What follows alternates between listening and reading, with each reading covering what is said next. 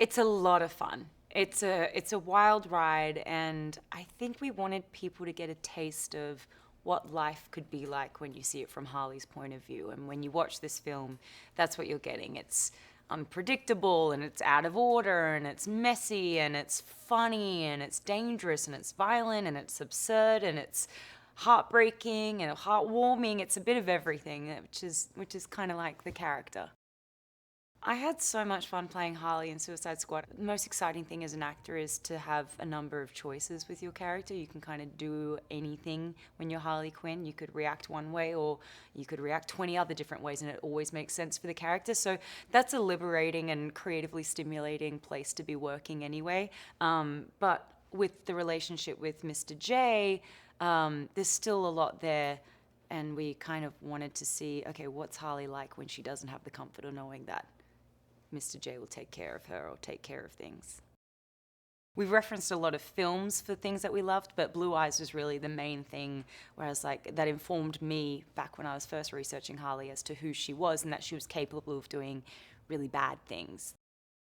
He's a great villain. He really made some unexpected and brave choices with Roman, and I think there was room to do that in this movie because it didn't necessarily have to fall on his shoulders. It really is you've got this female ensemble cast, and so many of the Birds of Prey characters are so true to their comic book selves, with creative choices on top of it. And I think that meant that Roman and Zaz could kind of be whatever they needed to be the perfect opposition to that female ensemble. And I think Ewan had great ideas, and him and Kathy worked on it a lot to come up with what that would be. She understood the story, the characters. She had so many additional thoughts, from everything, from color palettes to plot points to everything. So it felt really right when Kathy came in. We all kind of looked at each other like, wow, this is perfect.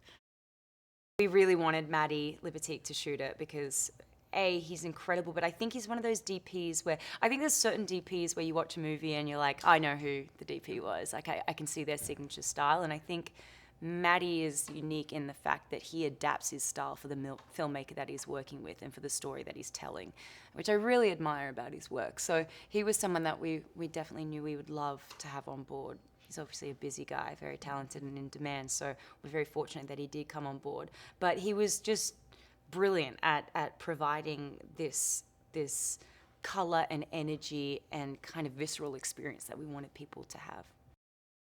Harley fights, I think everything Harley does is totally impractical.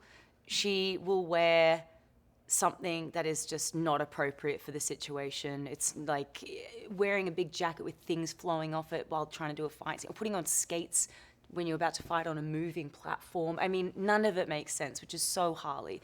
She'll bring a baseball bat to a gunfight. It does not make sense, but whatever to her seems like the most fun option, she's always going to go for it. So you're going to see Harley do fight sequences in the most absurd situation, which she's for sure made 1,000 times more difficult for herself. But in her mind, there was no other way to do it.